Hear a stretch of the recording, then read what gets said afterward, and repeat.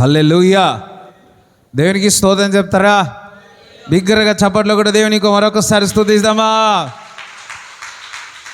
హల్లెలూయా. అందరు బాగున్నారా? బాగున్నవారు అందరు బిగ్గర ఇంకొకసారి యేసు అన్నాడు. మరొకసారి అనండి ఆమేన్. హల్లెలూయా. చూడండి, మన వాక్యంకి వెళ్దాం. మరి సెప్టెంబర్ నెలలో వచ్చినాం. దేవుడు ఏదైతే మన జీవితంలో వాగ్దానం చేస్తాడో, ఏదైతే నిబంధన చేస్తాడో, ఆ నిబంధన కంపల్సరిగా మన జీవితంలో నెరవేరుస్తాడు. అందుకొకసారి వాగ్దానాలు నెరవేరుస్తాడు అని, నిబంధనలను నెరవేరుస్తాడు అని. మాట ఇచ్చి తప్పని వాడు కాదు. ఎవరు? మన యేసయ్య. హల్లెలూయా. రైట్. చూడండి, ఆదికాండము 37వ అధ్యాయము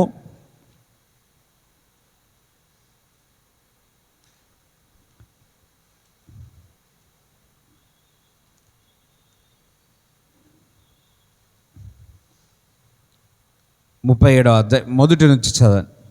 యాకోబు తన తండ్రి పరదేశవాసిగా ఉండిన కనాను దేశములో నివసించెను. యాకోబు వంశావళి ఇది. యోసేపు 17 ఏండ్ల వాడై తన సహోదరులతో కూడా మందను మేపుచుండెను. అతడు చిన్నవాడై, చూడండి, 17 ఏళ్ళ సమయంలో ఏందంట, వారి సహోదరులతో పాటు ఏం చేస్తున్నాడు? గొర్రెలను మేపుతున్నాడు. అతడు చిన్నవాడై తన తండ్రి భార్యలైన బిల్హా కుమారుల యొద్దను జిల్పా కుమారుల యొద్దను ఉండెను. అప్పుడు యోసేపు వారి చెడుతనమును గూర్చిన సమాచారము వారి తండ్రి యొద్దకు తెచ్చుచుండువాడు. మరియు యోసేపు ఇశ్రాయేలు వృద్ధాప్యమందు పుట్టిన కుమారుడు గనుక తన కుమారులందరికంటే ఎక్కువగా అతని ప్రేమించి అతని కొరకు విచిత్రమైన నిలువుటంగి కుట్టించెను. అతని సహోదరులు తమ తండ్రి అతనిని తమ అందరికంటే ఎక్కువగా ప్రేమించుట చూచినప్పుడు వారు అతని మీద పగపట్టి అతనిని క్షేమ సమాచారమైనను అడగలేకపోయిరి. యోసేపు ఒక కలకని తన సహోదరులు ఒక కలగని అని తన సహోదరులతో అది తెలియచెప్పగా వారు అతని మీద మరీ పగపట్టిరి. అతడు వారిని చూచి, నేను కనిన ఈ కలను మీరు దయచేసి వినుడి. అదేమనగా, మనము చేనిలో పనలు కట్టుచుంటిమి. నా పన లేచి నిలుచుండగా మీ పనలు నా పనను చుట్టుకొని నా పనకు నా సాష్టాంగపడెనని చెప్పెను. అందుకతని సహోదరులు, నీవు నిశ్చయముగా మమ్ము నేలెదవా, మా మీద నీవు అధికారి వగుదువా అని అతనితో చెప్పి అతని కలలను బట్టియు అతని మాటలను బట్టియు అతని మీద మరింత పగపట్టిరి. అతడు ఇంకొక కలకని తన సహోదరులకు తెలియచేసి, ఇదిగో నేను మరి ఒక కలకంటిని. అందులో సూర్యచంద్రులను 11 నక్షత్రములను నాకు సాష్టాంగపడెనని చెప్పెను. అతడు తన తండ్రితోనూ తన సహోదరులతోనూ అది తెలియజెప్పినప్పుడు అతని తండ్రి అతనితో, నీవు కనిన ఈ కల ఏమిటి? నేను నీ తల్లియు నీ సహోదరులను నిశ్చయముగా వచ్చి నీకు సాష్టాంగపడుదుమా అని అతని గద్దించెను. ఇక్కడ మరి చూసినట్లయితే యాకోబు మరి యోసేపు కుమారుడు, యోసేపుని ఎంతగానో ప్రేమిస్తున్నాడు. అయితే యోసేపుకి కల వచ్చింది. ఆ కల తన సహోదరులకు చెప్తే వారికి కోపం వచ్చేసింది, ఈర్ష వచ్చేసింది. మరలా కల వచ్చి మళ్ళా ఇంటే ఇంకా ఎక్కువ కోపం వచ్చేసింది. హల్లెలూయా. ఈ మాట తండ్రికి చెప్పిన తండ్రి కూడా విని ఏంటి ఇటువంటి కళ అని చెప్పడం జరిగింది. చూడండి, ఇక్కడ 9వ వచనం ఒకసారి చూచినట్లయితే చదవండి ఒకసారి. అతడు ఇంకొక కలకని తన సహోదరులకు తెలియజేసి, ఇదిగో నేను మరి ఒక కల కంటిని. అందులో సూర్యచంద్రులను 11 నక్షత్రములను నాకు సాష్టాంగపడెనని చెప్పెను. అతడు తన తండ్రితోనూ తన సహోదరులతోనూ అది తెలియచెప్పినప్పుడు అతని తండ్రి అతనితో, నీవు కనిన ఈ కల ఏమిటి? నేను నీ తల్లియు నీ సహోదరులను నిశ్చయముగా వచ్చి నీకు సాష్టాంగపడుదుమా అని అతని గద్దించెను. మరి ఎప్పుడైతే ఈ కళ మరి యోసేపు యాకోబు చెప్తే అబ్రాహాము దేవుడు, ఇస్సాకు దేవుడు, యాకోబు దేవుడు. యాకోబు కూడా యోసేపు యొక్క దర్శనాన్ని గద్దించినట్టు చూస్తూ ఉన్నాం. ఏంటి ఇటువంటి కళ నీకు వచ్చిందని. నేను నా అందరు కలిసి నీ వద్దకు వచ్చి సాగిల పడతామా అని ఆ కళను గద్దించినట్టు చూస్తూ ఉన్నాం. చూడండి, యోసేపు జీవితంలో ఈ 17 సంవత్సరాలు చాలా తండ్రి సంతోషకరముగా ఉన్నది, ఆనందకరంగా ఉన్నది, అందుకే తండ్రి యొక్క ప్రేమ పొందుకుంటూ చూడండి, చక్కటి అంగి రంగుల చొక్కా మరి యోసేపు కొరకు తయారు చేసి కుట్టించి ఇచ్చినట్టు బైబిల్ చెప్తా ఉన్నాడు. హమ్మేన్, హల్లెలూయా. అప్పటి వరకు బాగానే ఉంది. ఎప్పుడైతే కళ వచ్చిందో ఆ కళ యొక్క సహోదరులకు చెప్పారో వెంటనే మరి తన జీవితం అన్నది కొంచెం మలుపులు తిరుగుతూ ఉన్నది. అందరం హల్లెలూయా చెప్తారా? దేవునికి స్తోత్రం చెప్తారా?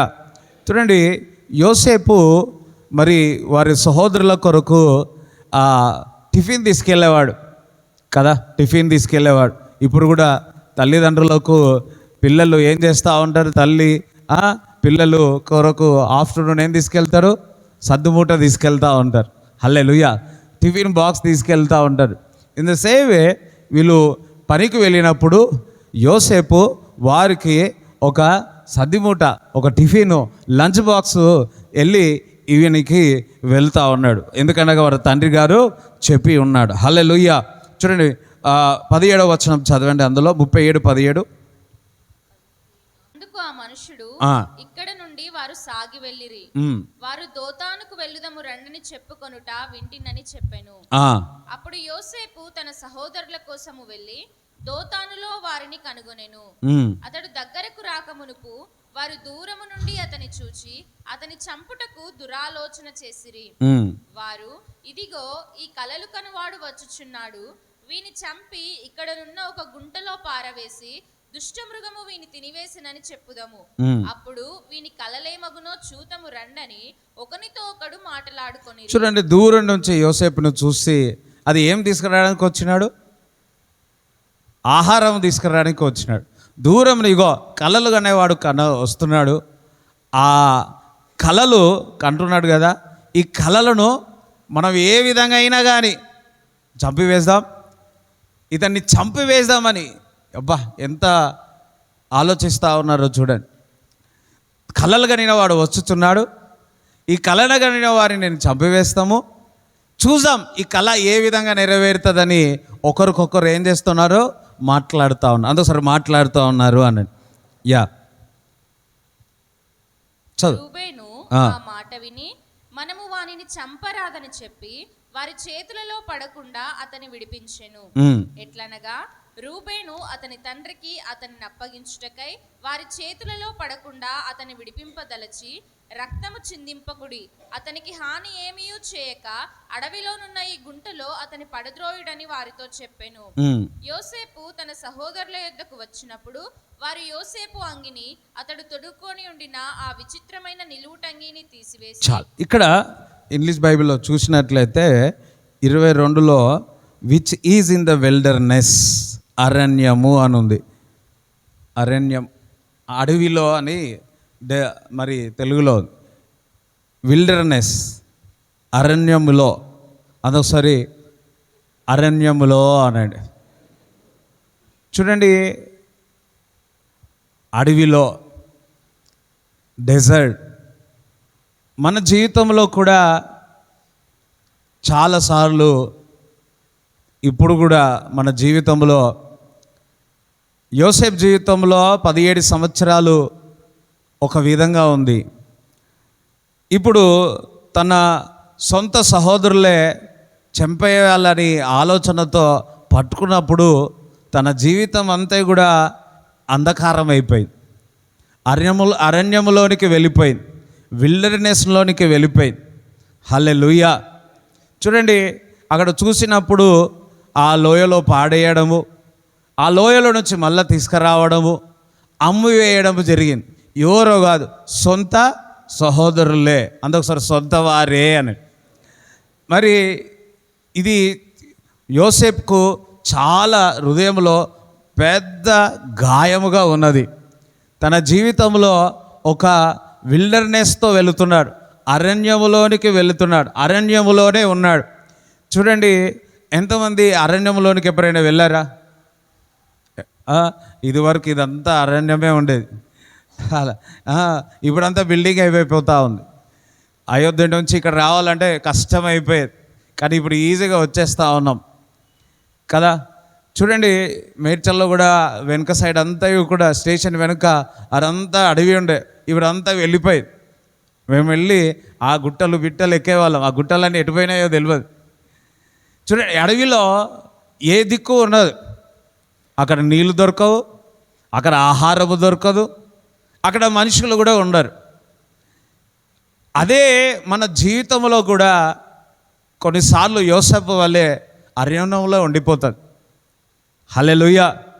ఈరోజు మన జీవితంలో కొన్ని పరిస్థితుల వల్ల, కొన్ని కష్టాల వల్ల, కొన్ని వేదనల వల్ల, కొన్ని రిపోర్టు వల్ల నువ్వు అరణ్యంలో ఉన్నావేమో, కానీ దేవుడు నీకు ప్రేమిస్తున్నాడు, దేవుడు నీకు కల ఇచ్చి ఉన్నాడు, దేవుడు నీకు వాగ్దానం ఇచ్చున్నాడు, దేవుడు నీకు నిబంధన చేసి ఉన్నాడు, దేవుడు నీకు తోడుగా ఉన్నాడు. అందరం హల్లెలూయా చెప్తారా? యోసేపు అరణ్యములోనే ఉన్నాడు, కానీ దేవుడు తోడుగా ఉన్నాడు. నువ్వు ఈరోజు అడవిలోనే ఉన్నావు, అరణ్యములో ఉన్నావు, కానీ దేవుడు నీకు తోడుగా ఉన్నాడు. హల్లెలూయా. పరిస్థితులన్నీ చూస్తూ ఉంటే అయోమయంగా ఉన్నదేమో, కానీ ఇమ్మానుయేలు దేవుడు నీకు తోడుగా ఉన్నాడు. చెప్పలు కూడా దేవుని స్తుతిస్తారా? హల్లెలూయా. అందుకోసం దేవుడు నాకు తోడుగా ఉన్నాడు అనండి. ఇమ్మానుయేలు అనండి. దేవుడు నాకు తోడుగా ఉన్నాడు అనండి. ఆయన విడువడు, ఎడబాయడు. హల్లెలూయా. ఇందాక పాటలు పాడినారు, కృప కృప. హల్లెలూయా. నీ పిలిపే నన్ను స్థిరపరచనే, నీ పిలిపే నన్ను లేవనెత్తనే. ఆమేన్. హల్లెలూయా. ఎంతో దేవుడు ఇక్కడున్న వారందరినీ దేవుడు పిలిచి ఉన్నాడు. ఆమేన్. ఇక్కడున్న వారందరూ యేసయ్య రక్తం చేత కడగబడ్డారు. మీ కొరకు ఆయన చనిపోయి 3వ దినం తిరిగి లేచి ఉన్నాడు. అయితే మీరు వెళుతున్న పరిస్థితి కొద్ది రోజులు మంచిగా ఉండి వెంటనే అరణ్యంలోనికి వెళ్ళిపోయారేమో ఆ యోసేపులాలే. అరే సడన్గా మీ బాబుకి ఏమైనా అయిపోయింది, సడన్గా యాక్సిడెంట్ అయింది, ఏదో సంథింగ్ బ్యాడ్, అరణ్యంలో వెళ్ళిపోయినావు, ఎవ్వరు లేరు. కానీ ఒకరు గుర్తుపెట్టుకోండి, యేసుక్రీస్తు కొరకు నిన్ను ప్రేమిస్తున్నాడు, నీ కొరకు రక్తం కార్చినాడు, ఆయన చనిపోయి 3వ దినం తిరిగి లేచినాడు. నా యేసుక్రీస్తు ప్రభు సజీవుడు. అందుకొకసారి యేసయ్య సజీవుడు అనండి. ఆమేన్. హల్లెలూయా. చూడండి, అరణ్యంలో వెళ్ళిపోయాడు, అంతేకాదు అమ్మబడ్డాడు.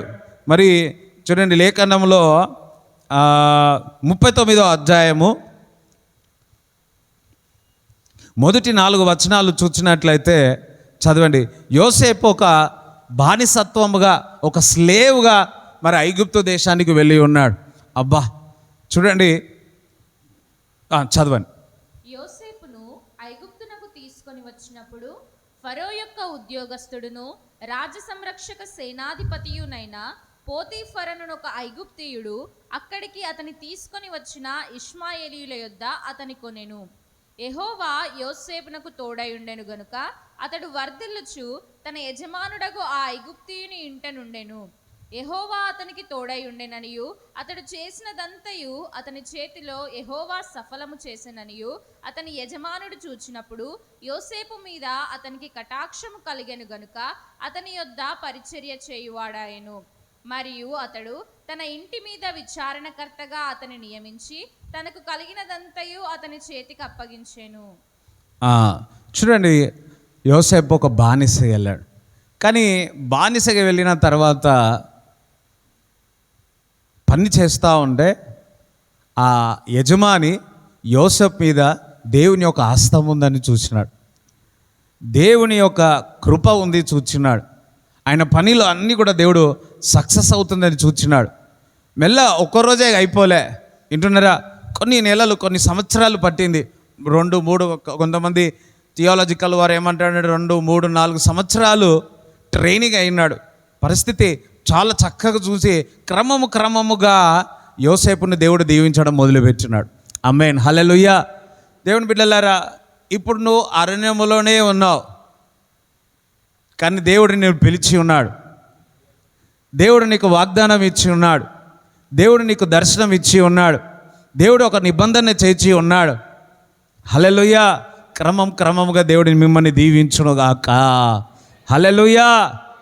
చూడండి, యోసేపు ఒక దాసుడుగా, ఒక పనివాడుగా వెళ్ళి అక్కడ మేనేజర్ అయిపోయి ఉన్నాడు. తన పోటిపరి కూడా తెలియదు ఏమి ఆస్తి ఉన్నది అని, కూడా ఎంత డబ్బు ఉందని, తన బ్యాంకుల అకౌంట్లో ఏమున్నాయి, ఏం ఆస్తులు ఉన్నాయో తెలియదు. అంతగా తనకు చేతికి తాళం చేయి ఇవ్వడం జరిగింది. ఆమేన్, హల్లెలూయా. దేవుడు బిడ్డలారా, నీవు అరణ్యంలోనే ఉన్నావు. చూడండి, ఇంత ఆశీర్వాదంలాగా కనపడుతున్నా యోసేపు జీవితం అరణ్యంలో ఉన్నట్ట, లేకుంటే ఎలా ఉన్నట్టు? ఇప్పుడు తండ్రితో ఉన్నది వేరు, కానీ ఒక బానిసత్వంతో అక్కడ పని చేయడం వేరు. తండ్రి దగ్గర నుంచి దూరముగా మరి ఉంటున్నాడు. ఫ్యామిలీ లేదు, దోస్తు లేదు, ఏమీ లేదు. హల్లెలూయా. పని దేవుడే, దేవుడు పని. ఆమేన్. అసలు దేవుడు పనియే అనండి. స్తోత్రం చెప్తారా? హల్లెలూయా. చూడండి, నమ్మకమైన వానికి మెండైన దీవెనలు అంటున్నాడు. యోసేపు జీవితంలో నమ్మకంగా ఉన్నాడు, మెండైన దీవెనలు మరి దేవుడు ఆశీర్వదించినాడు. అంతేకాదు, ఈ పరిస్థితుల్లో ఉన్నప్పుడు పోటిఫర్ యొక్క భార్య పాపము చేయమంటే యోసేపు, నేను దేవునికి, నేను యజమానికి, నేను ఏ విధంగా పాపము చేయనగలనని పాపము చేయకుండా పారిపోయినట్టు చూస్తున్నాం. కానీ పోటిఫర్ యొక్క మరి భార్య మాత్రం నింద వేసి ఎక్కడ వేసింది? చెరసాల్లో వేసింది. అందుకని చెరసాల్లో వేసింది. అని ఇప్పుడు ఎడారియా? అరే, తన దర్శనము దగ్గరికి వెళుతుంది అన్న సమయంలో మరలా ఏమైపోయింది? ఇంకొక పరీక్ష వచ్చేసింది, ఇంకొక టెస్టింగ్ వచ్చేసింది. దేవునికి అందరం హల్లెలూయా చెప్తారా? దేవునికి స్తోత్రం చెప్తారా? అరణ్యం అంటే ఇంకొక అరణ్యంలోనికి వెళ్ళిపోయాడు. అరే, ఒక మెట్టు దిగినాంరా బాబు అంటే, ఒక లోతుకు వెళ్ళినామా బాబు అంటే ఇంకా లోతుకు వెళ్ళిపోయి ఉన్నాం. అందరం హల్లెలూయా చెప్తారా? దేవునికి స్తోత్రం చెప్తారా? చూడండి, ఈ పిల్లర్ వేసేటప్పుడు నాకు తెలిసి 2008-09 ఆ టైంలో 5 ఫీట్లే అనుకుండే. ఆ క్రేన్ వచ్చే వరకు 5 నుంచి 8 అయింది. వింటున్నారా? 5 ఉండే, 5 అనుకున్నాము. ఆ తోతే అది ఎక్కువ తోయేసే వరకు దాన్ని ఏం చేయలేక 8 అయింది. 8 అయిన తర్వాత రాడ్లు వచ్చినాయి. స్తోత్రం చెప్తారా? హల్లెలూయా. బలమైన రాడ్లు వచ్చినాయి. ఇప్పుడు దీని మీద 10 కూడా కట్టవచ్చు.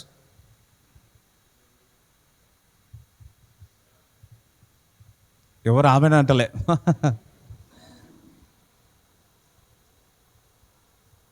ఇక్కడ యోసేపు అరణ్యంలో ఉన్నాడంటే ఇంకా లోతుగా అరణ్యంలోనికి వెళ్ళిపోయినాడు, కానీ దేవుడు ఇంకా తోడుగానే ఉన్నాడు. నీ పరిస్థితి కూడా అయ్యముగా ఉంది. అప్పు అయ్యింది. 50,000 ఉండే, ఇప్పుడు ఎంత పోయినాయో? 50 లక్షలు కావచ్చు, 25,000 లక్షలు కావచ్చు.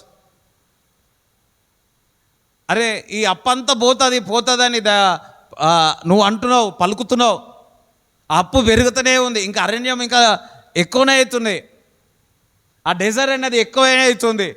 కానీ ఒకటి గుర్తుపెట్టుకోండి, దేవుడు నిన్ను ఏర్పరచుకున్నాడు, దేవుడు నిన్ను పిలిచి ఉన్నాడు. హల్లెలూయా. దేవుడు నిన్ను ప్రేమిస్తున్నాడు, దేవుడు నీ కొరకు ప్రాణాలు పెట్టాడు, నీ కొరకు దేవుడు లేచి ఉన్నాడు. స్తోత్రం చెప్తారా? దేవునికి స్తోత్రం చెప్తారా? చూడండి, కీర్తనలు 105:19.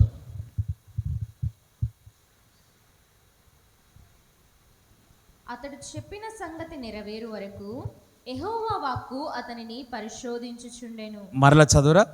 అతడు చెప్పిన సంగతి నెరవేరు వరకు యెహోవా వాక్కు అతని పరిశోధించుచుండెను. ఆమేన్, హల్లెలూయా. ఏం పరిశోధించుచున్నది? వాక్యం. యోసేపు జీవితంలో ఆ కళ నెరవేరక ముందుకు దేవుని యొక్క వాక్యము ఏం చేస్తుందంట? పరిశోధించుతుంది. హల్లెలూయా. పక్క దేవుని వాక్యము, దేవుని కళ, నిబంధన నేనేం చేస్తూ ఉంది? పరిశోధించుచున్నది. ఎప్పుడు పరిశోధించుచున్నది? ఆ అడవిలో ఉన్నప్పుడు, అరణ్యంలో ఉన్నప్పుడు. ఆమేన్, హల్లెలూయా. దేవునికి స్తోత్రం చెప్తారా? చప్పట్లు కూడా దేవుని స్తుతించండి. ఆ అరణ్యంలో ఉన్నప్పుడు, ఆ 44 దగ్గర ఉన్నప్పుడు, ఆ చెరసాల్లో ఉన్నప్పుడు దేవుని యొక్క వాక్యము ఏం చేసిందంట? పరిశోధించింది. ఎవరిని? యోసేపును. ఎవరిని? నన్ను, నిన్ను, మనందరినీ ఏం చేస్తూ ఉంది? దేవుని యొక్క వాక్యము పరిశోధించుచున్నది. యోసేపు ఏం ఆలోచిస్తున్నాడు? వారి సహోదరులు మరి ఆ లోయలో పాడేసినప్పుడు యోసేపు ఏం ఆలోచించినాడు? ఒక బానిసత్వంగా వెళ్ళినప్పుడు, ఆ పని చేసేటప్పుడు, బానిసత్వం అంటే తెలియనిది ఏముంది? ఆ హింసలు, ఆ చిన్న చిన్న పనులు చేసుకుంటా యోసేపు ఏం ఆలోచించినాడు? పోటిఫరు పాపము చేయమంటే యోసేపు ఏం ఆలోచించినాడు? దేవుని వాక్యం ఏం చేస్తూ ఉంది? పరిశోధించుచున్నది. హల్లెలూయా. ఈరోజు నువ్వు ఏ అరణ్యంలో ఉన్నావేమో, ఏ ఎడారిలో ఉన్నావేమో, దేవుని యొక్క వాక్యము నిన్ను పరిశోధించుచున్నది. అయ్యో, ఆమేన్, స్తోత్రం చెప్తారా? హల్లెలూయా. ఆర్థిక ఇబ్బందులు ఉన్నదేమో,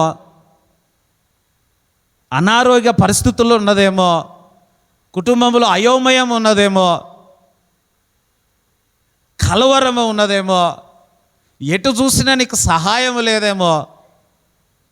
వింటున్నారా? దేవుని వాక్యం ఏం చేస్తోంది? నీవు ఆలోచనలు, నీ తలంపులను నేను పరిశోధించుచున్నది. అమ్మే, దేవునికి స్తోత్రం చెప్తారా? Thank God. యోసేపు అన్నిట్లో కూడా ఆ పరిశోధనలో పరిశుద్ధంగా ఉన్నందుకు యోసేపుని ఏం చేస్తున్నాడు? హెచ్చించినాడు. చప్పట్లు కూడా దేవుని స్తుతిస్తారా? హల్లెలూయా. చూడండి, పాట ఉంటుంది. ఏడారి త్రోవలో నే నడచినా, ఎరుగని మార్గములో నన్ను నడిపినా, నా ముందు నడచిన విజయవీరుడా,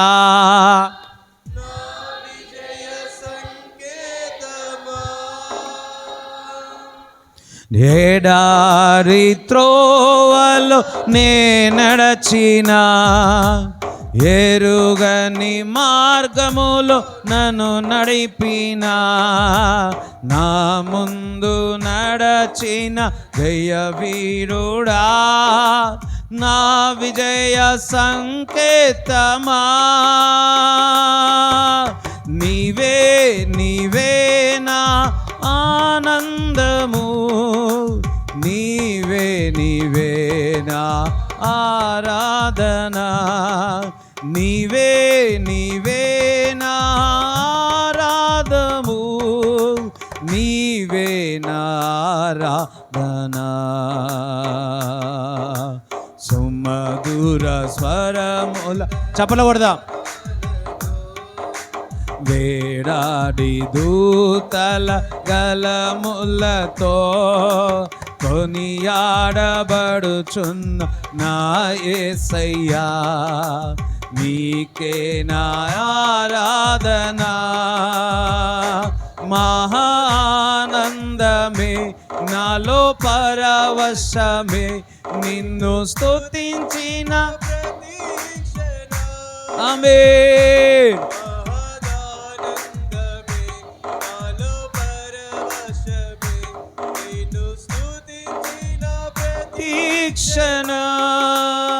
ఆమేన్, హల్లెలూయా. ఎడారి త్రోవలో నేను నడిచినను, ఆమేన్, ఆయన నీ ముందు నడుచు. యోసేపు కూడా ఎడారి త్రోవలు నడిచిన దేవుడు ముందు తోడుండి నడిపిస్తున్నాడు. హల్లెలూయా. ఇప్పుడు ఆ ట్రయల్స్ కానీ టెస్టింగ్లో కానీ ఆ పరిశోధనలో కానీ పరిశుద్ధాత్మ దేవుడు మీకు తోడుగుండి ముందు నడిపించునుగా అక్క. ఆమేన్, హల్లెలూయా.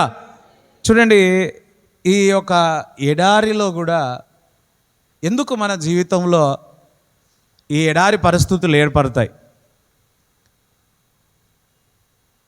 చూడండి, ఇందాక చెప్పినట్టు దేవుని ఒక వాక్యం మనను పరిశోధిస్తుంది. మోషే జీవితంలో చూసినట్లయితే 40 సంవత్సరాలు రాజభోగాలు అనుభవించినాడు. ఇంకొక 40 సంవత్సరాలు ఎడారియే. మోషే అంతా ఎడారియే అన్నాడు. ఎవరు హల్లెలూయా చెప్తలే? విగ్రహగానండి, హల్లెలూయా. మోషే ఇంకో 40 సంవత్సరాలు ఎడారియే. దేవుడు చూడండి, మరి నిగ్రహకాండము 2వ అధ్యాయము 23 చదవండి, 23 నుంచి చదవండి. అలాగున అనేక దినములు జరిగిన మీదట ఐగుప్తు రాజు చనిపోయెను. ఇశ్రాయేలీయులు తాము చేయుచున్న వెట్టి పనులను బట్టి నిట్టూర్పులు విడుచుచు మొరపెట్టుచుండగా తమ వెట్టి పనులను బట్టి వారు పెట్టిన మొర దేవుని యొద్దకు చేరెను. కాగా దేవుడు వారి మూలుగును విని అబ్రహాము, ఇస్సాకు, యాకోబులతో తాను చేసిన నిబంధనను జ్ఞాపకము చేసుకొనెను. దేవుడు ఇశ్రాయేలీయులను చూచెను. దేవుడు వారి యందు లక్ష్యముంచెను. 3వ అధ్యాయం. మోషే మిద్యాను యాజకుడైన ఇత్రో అను తన మామ మందను మేపుచు ఆ మందను అరణ్యము అవతలకు తోలుకొని దేవుని పర్వతమైన హోరేబుకు వచ్చెను. ఒక పొద నడిమిని అగ్నిజ్వాలలో యెహోవా దూత అతనికి ప్రత్యక్షమాయెను. అతడు చూచినప్పుడు అగ్ని వలన ఆ పొద మండుచుండెను గాని పొద కాలిపోలేదు. అప్పుడు మోషే, ఆ పొద ఏల కాలిపోలేదో నేను ఆ తట్టు వెళ్ళి ఈ గొప్ప వింత చూచెదననుకొనెను. దానిని చూచుటకు అతడు ఆ తట్టు వచ్చుట యెహోవా చూచెను. దేవుడు ఆ పొద నడుమ నుండి మోషే, మోషే అని అతనిని పిలిచెను. అందుకతడు చిత్తము ప్రభువా అనెను. అందుకాయన దగ్గరకు రావద్దు, నీ పాదముల నుండి నీ చెప్పులు విడువుము, నీవు నిలిచియున్న స్థలము పరిశుద్ధ ప్రదేశము అనెను. మరియు ఆయన, నేను నీ తండ్రి దేవుడను, అబ్రహాము దేవుడను, ఇస్సాకు దేవుడను, యాకోబు దేవుడను అని చెప్పగా మోషే తన ముఖమును కప్పుకొని దేవుని వైపు చూడవెరచెను. ఆమేన్. ఇక్కడ ఇశ్రాయేల్ ప్రజలకు వాగ్దానం ఇచ్చినాడు. ఇదిగో వారు హింసింపబడతా ఉన్నారు. ఇక్కడ ఐగుప్తు దేశంలో హింసింపబడతా ఉన్నాడు. అటువంటి ఎడారి పరిస్థితి అక్కడ కూడా. ఆమేన్, హల్లెలూయా. ఈ ఎడారి పరిస్థితిలో మోషేను దేవుడు ఎంచుకున్నాడు. ఎప్పుడు ఎంచుకున్నాడు? పుట్టినప్పుడే ఎంచుకున్నాడు. కానీ ఎప్పుడు దేవుడు మాట్లాడుతూ ఉన్నాడు? 80 సంవత్సరాల్లో మాట్లాడుతున్నాడు. అందుకు హల్లెలూయా చెప్తారా? దేవునికి స్తోత్రం. చూడండి, 1 నుండి 40 వేరు, 40 నుంచి 80 వేరు. ఈ 80 సంవత్సరాలు మోషేకి దర్శనించినట్టుందా? లేదు. అయ్యో నోరు చెప్పండి, అందరు వాక్యాలు తెలిసే. అవునా? దేవుడు చూడండి, దేవుడు మనుషులతో మాట్లాడకపోతే దానికంటే ఎడారి, దానికంటే అడవి ఇంకేం లేదు. అవునా కాదా? ఈరోజు మనం ఇటువంటి ఎడారి పరిస్థితుల్లో వెళుతున్నా దేవుడు అనేక విధంగా మనతో మాట్లాడుతున్నాడు. కాబట్టే మనకు ఈ పరిస్థితుల్లో నుంచి దేవుడు మనను ముందుకు తీసుకెళ్తున్నాడు. హల్లెలూయా, ఆమేన్, హల్లెలూయా. ఆయన వాగ్దానాలు, ఆయన కలలు, ఆయన నిబంధన మన జీవితంలో చేసి ఉన్నాడు. కాబట్టే అదొక గొప్ప నిరీక్షణ. తన శిలువలో చనిపోయి 3వ దినమున తిరిగి లేచి ఉన్నాడు. కాబట్టే ఆ నిరీక్షణతో మనం ముందుకు కొనసాగుతున్నాం.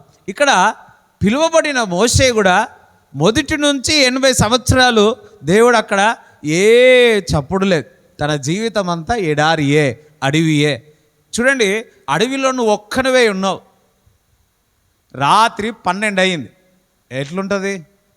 నీకు సెల్ ఫోన్ లేదు, లైట్లు లేవు, అని ఉంటుంది సౌండ్. ఆ సౌండే వేరు. అయ్యో కొంతమంది భయపడతారు. భయపడకుండా మంచి వెలుగులో ఉన్నాం. వింటున్నారా? ఎంత భయం ఉంటుంది. ఏ కొండ సిలువ వస్తుందో తెలియదు, ఏ మృగం వస్తుందో తెలియదు, ఏ జంతువు వస్తుందో తెలియదు, ఏ కుక్క నక్క ఏమొస్తాయో తెలియదు, అడవి కుక్కలు. భయమే. నిజంగా ఎడారియే అలా ఉంటుంది. హల్లెలూయా. భయంకరమైన పరిస్థితి ఉంటుంది ఎడారిలో. కనొకడు గుర్తుపెట్టుకోండి, ఆ ఎడారిలో దేవుడు నీకు తోడుగా ఉన్నాడు. ఆ ఎడారిలో యోసేపుకి చాలా విషయాలు నేర్పించినాడు. ఆ ఎడారిలో మోషేకి అనేక విషయాలు దేవుడు నేర్పించినాడు. అందరం హల్లెలూయా చెప్తారా? పక్కా పడతాను. ఎడారిలో, నీ జీవిత ఎడారిలో, ఎడారి త్రోవలో దేవుడు నీకు నేర్పించుచున్నాడు. ఆమేన్, హల్లెలూయా. అయితే నేనేమనుకుంటున్నా, మోషే 40 సంవత్సరాల తర్వాతే వచ్చేది ఉండేనేమో, కానీ మోషేకి 40 సంవత్సరాలు పట్టింది నేర్చుకోవడానికి.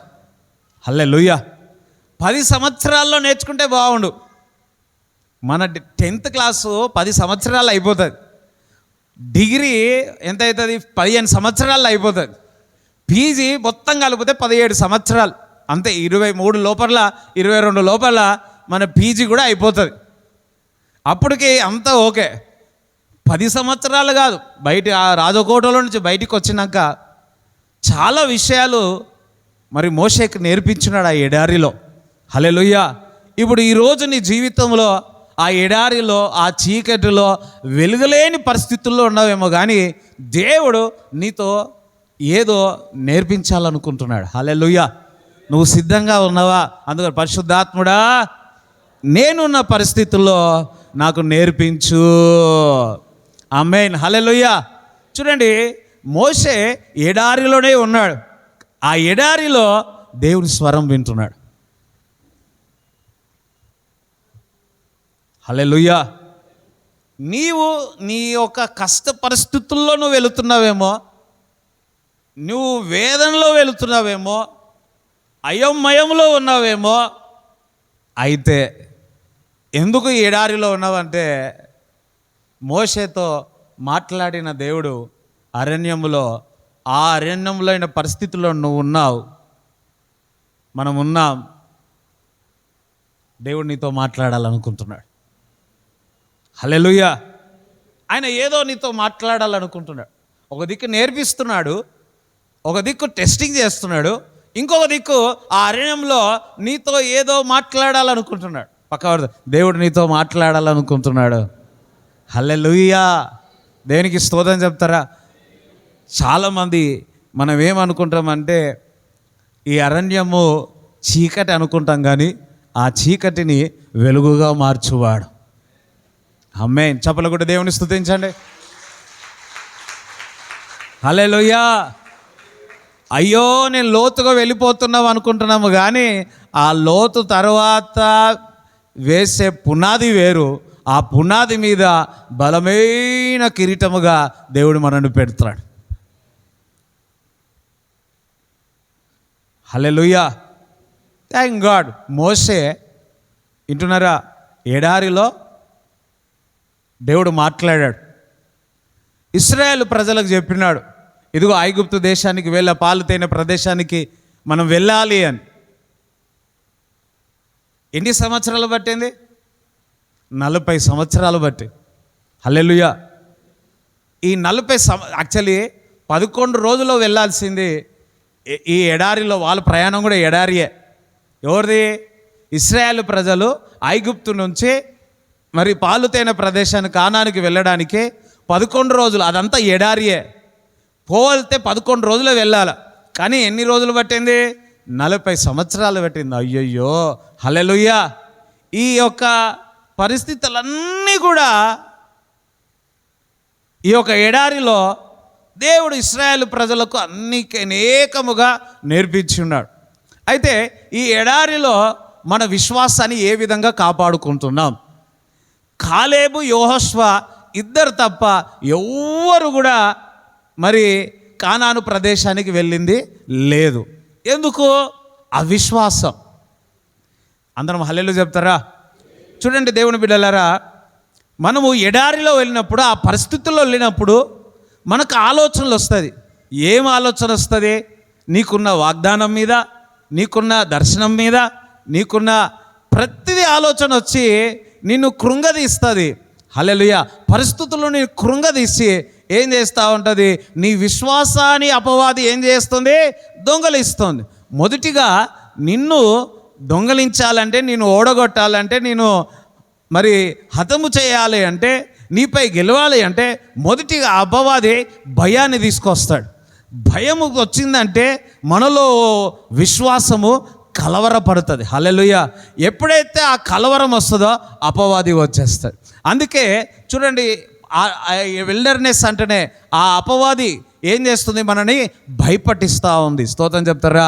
కానీ ఒకటి, ఆ ఎడారి త్రోవలో దేవుడు మన ముందుండి నడిపించే దేవుడు. చప్పలు కూడా దేవుని స్తుతించండి. హల్లెలూయా. చూడండి, మోషే నడిపించిన మరి కాలేబు యెహోషువనే వెళ్ళి ఉన్నాడు. ఎందుకు? ఇద్దరే లక్షలాది మంది ప్రయాణిస్తే ఇద్దరే ఎందుకు వెళ్ళారంటే, మధ్యలో సనగడం మొదలుపెట్టినాడు, గుణగడం మొదలుపెట్టినాడు. హల్లెలూయా. మమ్మరింగ్ అంటారు కదా, గుణగడం సనగడం మొదలుపెట్టినాడు. హల్లెలూయా. చూడండి, మనము మన యాత్రలో, ఎడారి యాత్ర కానీ జీవిత యాత్రలో కానీ మనం సనగడము గుణగడము స్టార్ట్ చేసినామా, మనం కానాని ప్రదేశం అంటే వాగ్దానం మన జీవితంలో నెరవేరం. హల్లెలూయా. దేవునికి స్తోత్రం చెప్తారా? ఆ దేవుడు ఎడారిలో ఉన్న, చీకట్లో ఉన్న దేవుని స్తుతించు. దేవుడు నీకు ఏమి ఇచ్చి ఉన్నాడో అందును బట్టి దేవుని స్తుతించు, దేవుని ఆరాధించు. చూడండి, నీ విశ్వాసాన్ని ఏం చేయాలా? కాపాడుకోవాలా. చూడండి, విత్తనేవాడు విత్తడానికి వెళుతూ ఉన్నాడు. ఒకటి బండ మీద, ముళ్ళ పొదల మీద, ఒక మంచి నేల మీద పడుతుంది. ఆ మంచి నేల అది 30, 60, 100గా ఫలించుచున్నది. కానీ అపవాది ఏం చేస్తుంది? బండ మీద పడింది, ఆ ముళ్ళ పొదలో పడింది. అపవాది వచ్చేసి ఏం చేస్తుంది? అది తీసుకొని వెళ్ళిపోతుంది. అపవాది కూడా ఏం చేస్తుందంటే, నీలో ఉన్న వాగ్దానాన్ని, నీలో ఉన్న ఆ వాక్యాన్ని వాడు దొంగలిస్తూ ఉన్నాడు. హల్లెలూయా. ఆమేన్. అర్థమవుతుందా? మీలో ఉన్న విశ్వాసాన్ని, మనలో ఉన్న విశ్వాసాన్ని, మనలో ఉన్న వాగ్దానాన్ని, విత్తనాన్ని, అంటే విత్తనం అంటే దేవుని ఒక వాక్యం, ఆ వాక్యాన్ని అపవాది వాగ్దానముని దొంగలించాలని చూస్తుంది. ఎప్పుడు? శ్రమలు, బాధలు, కష్టాలు, ఎడారిలో ఉన్నప్పుడు మనలో ఉన్న వాగ్దానము, దేవునితో సావాసంని ఏం చేస్తుంది? అపవాది దొంగలించాలని చూస్తుంది. కానీ హల్లెలూయా, దేవునికి స్తోత్రం చెప్తారా? దేవుని ప్రేమ నుంచి విడబాపు వారు ఎవరు?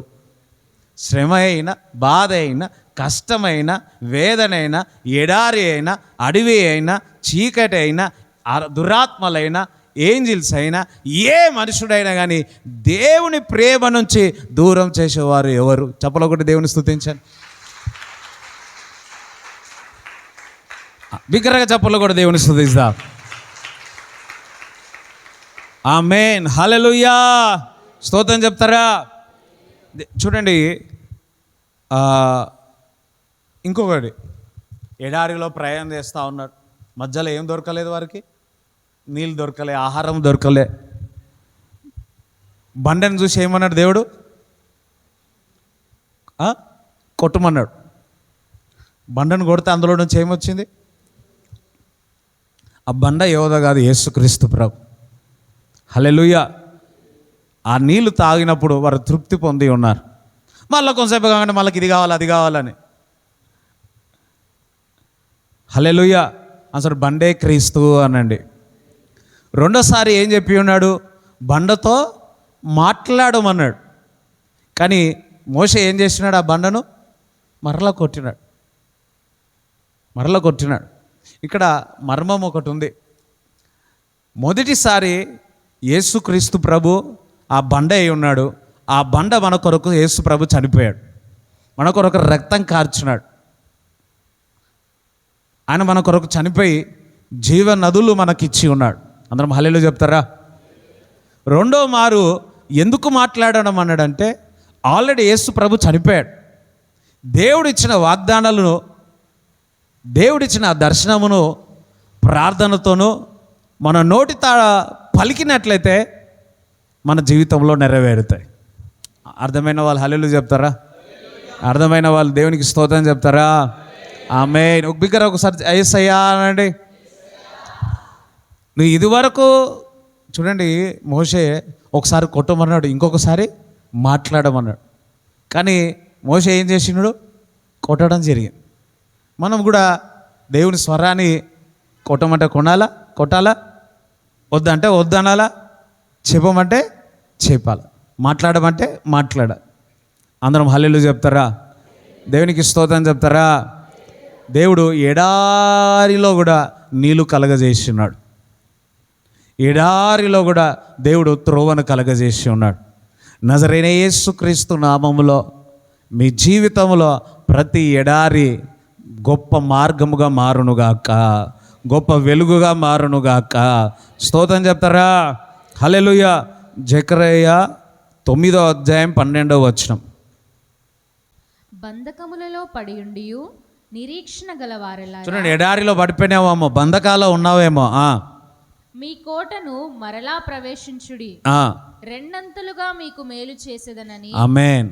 నేడు నేను మీకు తెలియజేయుచున్నాను. హల్లెలూయా. మీరు ఎడారిలో ఉన్నారేమో, దేవుడు మీకు రెండంతలుగా మేలు చేయనుగాక. అయ్యో స్తోత్రం చెప్తారా? అందుకసరి యేసయ్య నాకు రెండంతల మేలుగా చేస్తున్నాడు అని. ఆమేన్. హల్లెలూయా. చూడండి, ఎప్పుడైతే మన జీవితము ఎడారిలో ఉంటే ఏదో మన జీవితంలో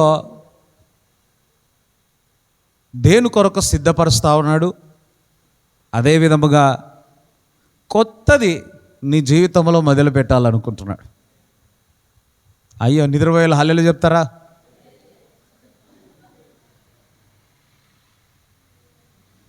పక్కవారు, నువ్వు ఎడారిలో ఉన్నావా, కొత్తది మొదలవుతుంది.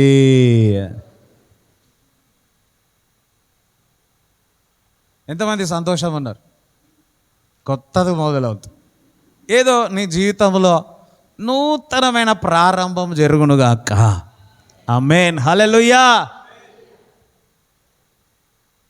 వాగ్దానం ఇస్తున్నాడు దేవుడు ఈరోజు. ఎడారిలో ఉన్నారని భయపడవద్దు. అయ్యో నా మాట ఎవరు అర్థం చేసుకోవట్లేదని భయపడవద్దు. నా జాబ్ పరిస్థితి అని భయపడొద్దు. అయ్యో నా జాబ్ వెళ్ళిపోతుందేమో, నా పని ఎట్లా అని ఆలోచిస్తున్నావేమో, నా వ్యాపారం ఎట్లా నువ్వు ఆలోచిస్తున్నావేమో, నా పిల్లలు ఎట్లా అని ఆలోచిస్తూ ఉన్నావేమో, నువ్వు ఎడారిలో ఉన్నావేమో, కొండల తట్టు చూస్తున్నావు నాకు సహాయం ఎక్కడి నుంచి రావాలని, చెట్టుల వైపు చూస్తున్నావు, రాజుల వైపు చూస్తున్నావు. భూమి ఆకాశమును సృష్టించిన దేవుడు ఇక్కడ ఉన్నవారు మనందరికీ సహాయము చేయనుగాక. ఆమేన్. చప్పలు కూడా దేవుని స్తుతిస్తారా? యెషయా 58:11 యెహోవా నిన్ను నిత్యము నడిపించును. ఆమేన్. అందరూ సరే, యెహోవా ఎప్పుడు యోసేపుని తండ్రి దగ్గర నడిపించి ఉన్నాడు, ఆ లోయలో ఎడారిలో నడిపించున్నాడు, పోటిఫర్ దగ్గర నడిపించి ఉన్నాడు, చెరసాల్లో నడిపించి ఉన్నాడు, ఫరో దగ్గర గవర్నర్ ప్రైమ్ మినిస్టర్ అయిన అక్కడ నడిపించి ఉన్నాడు. అందరం హల్లెలూయా చెప్తారా? పక్కవారితో అనే దేవుడు నా యేసయ్య నన్ను నిత్యము నడిపిస్తాడు. ఆమేన్. హల్లెలూయా. ఎట్లా నడిపిస్తాడు? నీ కుడి హస్తం పట్టుకొని నడిపిస్తాడు, నీలో ఉండి నడిపిస్తాడు. ఈ పరిస్థితుల్లో ఉండి నువ్వేం చేయాల్సిన అవసరం లే, ఆయనతో సావాసం, ఆయన చెప్పింది వినాలి. స్తోత్రం చెప్తారా? ఆయనతో సావాసం చేస్తే ఆయన నీ కుడి చేతి పట్టుకొని ఆ ఎడారి త్రోవలనుంది నిత్యము నీతో మనతో మనందరికీ తోడుగా ఉంటాడు. హల్లెలూయా. క్షామకాలమున ఆయన నిన్ను తృప్తిపరచి నీ ఎముకలను బలపరచును. దేవుడు మిమ్మల్ని తృప్తిపరచునుగాక, మీ ఎముకలలో బలమవునుగాక. నీవు నీరు కట్టిన తోటవలెను ఎప్పుడునూ ఉబుకుచుండు నీటి ఊటవలెను ఉండెదవు. నీటి ఏంటి అది? నీవు నీరు కట్టిన తోటవలెను. నీరు కట్టిన తోట. అదొకసారి నువ్వు పెద్ద తోట అన్నాడు. ఎవరో తోక అన్నారు, ఎవరాలు? హల్లెలూయా. వింటున్నారా? నీవు నీరు కట్టిన తోట. అబ్బా స్తోత్రం. ఎవరో కాదు, నువ్వే అయ్యా అని. తోట నువ్వే, నీరు కట్టిన ఒక తోట. ఎప్పుడునూ ఉబుకుచుండు నీటి ఊట వలె ఉండేది. ఆమేన్. ఎడారి అయినా ఆ నీటితో ఆ ఉబుచు ఎప్పుడు ఉండేదవు గాక. హల్లెలూయా. నేను అతను ఎప్పుడు ఉబ్బుతూ ఉంటాను అని. చూడండి, గత 15 రోజులు మేబీ 10 days బ్యాక్ వర్షం వచ్చేసి ఎంత ఉబ్బుతా ఉన్నాయి. పంజాబ్కు పరిస్థితులు బాగాలేవు. హల్లెలూయా. మనం అందరం కూడా ప్రార్థన చేయాలి. అందరం దేవునికి స్తోత్రం చెప్తారా? హల్లెలూయా. సో దేవుని బిడ్డలారా, ఆ ఊబి నీలోనే ఉంది. అది ఎప్పుడు ఉబ్బుచుండును గాక. అది ఎప్పుడు ఉబ్బుచుండాలి అంటే, నిత్యము మన జీవితంలో మేలు కలుగుతూ ఉండాలంటే దేవునితో సావాసం చేయాలి. ఎడారిలో సిగ్నల్ లేవు, ఉండవు. హల్లెలూయా. ఏ సిగ్నల్? మొబైల్ సిగ్నల్ ఉండదు. ఎడారిలో అంత చీకటే. ఎడారిలో ఆ పరిస్థితుల్లో నువ్వు రాజుల దగ్గర, మనుషుల దగ్గర, ఇంకొక దగ్గర నుంచి సహాయం కోరితే అది వ్యర్థం. నీ సహాయము ఆ ఎడారిలో ఎక్కడి నుంచి వస్తుంది? దేవునితో సహవాసము చేసిన ఎడల నీకు మేలు కలుగుతున్నది అని వాక్యం చెప్తా. ఆమేన్. హల్లెలూయా. ఈరోజు మీరు ఎటువంటి పరిస్థితుల్లో ఉన్నా, ఎటువంటి ఎడారిలో త్రోవలను నడుచుతున్నా, చూడండి, ఎడారి యొక్క బ్యూటీనెస్ అటువంటిది. ఆమేన్. హల్లెలూయా చెప్తారా? Beauty of wilderness.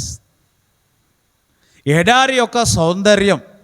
పక్కా ఎడారి యొక్క సౌందర్యం. అయ్యో, ఎడారిలో సౌందర్యం ఏంటి? ఎడారిలో నువ్వు దేవునితో సావాసం చేస్తే నీ జీవితాన్ని మేలుకరంగా మారుస్తాడు, ఇతరులకు ఆశీర్వాదకరంగా మారుస్తాడు. చప్పట్లో కూడా దేవుని స్థితి ఇస్తారా? హల్లెలూయా. సో ఈరోజు మీ అందరు ఎటువంటి ఉన్నా దేవునితో సావాసం చేయండి.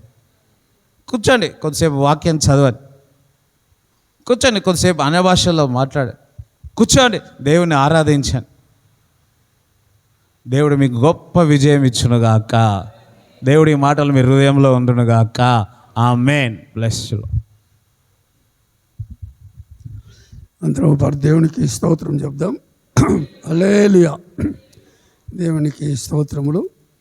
మనము దేవుని యొక్క సన్నిధిలో ఫస్ట్ ఆదివారం వచ్చినప్పుడు చాలామంది వస్తున్నారు. మిగతా ఆదివారాలు చూసినప్పుడు చాలా తక్కువైపోతున్నారు. అట్లే శుక్రవారము, మరి ఇంతకుముందు మంగళవారం కూడా ప్రార్థనలు జరిగేటి. ఇప్పుడు మంగళవారం పూర్తిగా లేదు, శుక్రవారమే. అది కూడా 3-4 వస్తున్నారు. మరి దేవుని దేవాల చర్చేమో విశాలంగా చాలామంది వస్తున్నారని కడితే ఇప్పుడు మందే రాలేకపోతున్నారు. మరి దేశం ఎట్లుంది ఇప్పుడు అంటే పరిస్థితులన్నీ భయంకరంగా ఉన్నాయి. ఇప్పుడు ఈ రోజుల్లో మనం ప్రార్థన చేయాలి. మన దేశమే కాదు, ప్రపంచ పరిస్థితులు కూడా అయోమయంగా ఉన్నాయి. ప్రభు యొక్క రాకడకు మరి సిద్ధపడు చాలా ప్రాముఖ్యమైనది. చూడండి, రోమా పత్రికలో నేను ఎక్కువ తీసుకోను, 1వ అధ్యాయము 18 నుంచి 32 వరకు చదువుకోవాలా, కానీ ఒకటే వచనం చదవండి. 18వ వచనం, రోమీలకు రాసిన పత్రిక.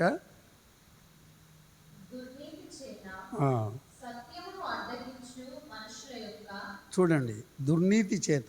ఇప్పుడు దుర్నీతి ఊళ్ళో అయిపోయింది, విలేజ్లో అయిపోయింది, టౌన్లో అయిపోయింది, జిల్లాలో అయిపోయింది, రాష్ట్రంలో అయిపోయింది, ఇప్పుడు అన్ని రాష్ట్రాల్లో, దేశంలో కూడా అయిపోయింది. దుర్నీతి చేత సత్యమును అడ్డగిస్తున్నారు. క్రైస్తవులమైన మనం కూడా దేవుని వాక్యానికి మనము లోబడకపోతున్నాం. వాక్యం చాలా ప్రాముఖ్యమైనది. వాక్యం అగ్ని వంటిది, సుత్తి వంటిది, తేనె వంటిది, అనేక రకాలుగా కల్మషం నుండి కడిగేసేది దేవుని వాక్యము. అది చాలామంది అర్థం చేసుకోలేదు. స్వబుద్ధిని ఆధారం చేసుకోవద్దని సామెతలు చెప్తున్నారు. ఇప్పుడు ఒక ఏళ్ళు మనం చూపిస్తే మనకు ఇట్లున్నాయని. కాబట్టి ఈ వాక్యము అద్దం లాంటిది. చదువుతున్న వాళ్ళు చదువుకుంటున్నప్పుడు ధ్యానిస్తున్న ఒక్క వాక్యం తీసుకొని చదివితే దానికి రెఫరెన్సెస్ చాలా ఉంటుంటాయి. అర్థమైందా?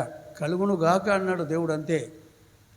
ఇదంతా ప్రపంచమంతా అయింది. అట్లనే దేవుని నమ్మిన వాళ్ళము, విశ్వసించిన వాళ్ళము ఆపత్కాలాలు వచ్చినప్పుడు, కష్టకాలాలు వచ్చినప్పుడు, దేవుని మీద పూర్తిగా మనం ఆధారపడినప్పుడు, మనం చెప్పినా మనకో అవతలి వెంటనే బంద్ అయిపోతాయి.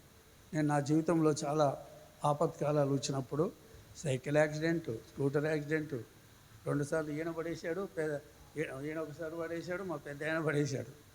దేవుని కృపలు నాకే ఆపద కూడా కలగలేదు. ఆయనకు కలగలే, నాకు కలగలే. అట్లే మరి దేవుని స్తోత్రం. ఇప్పుడు కారు కూడా వచ్చింది. దేవుని స్తోత్రం. ఎప్పుడు ఎక్కడ ఊపుతున్నా ఈ మధ్య ఒకరి యాక్సిడెంట్ కూడా విన్నాను.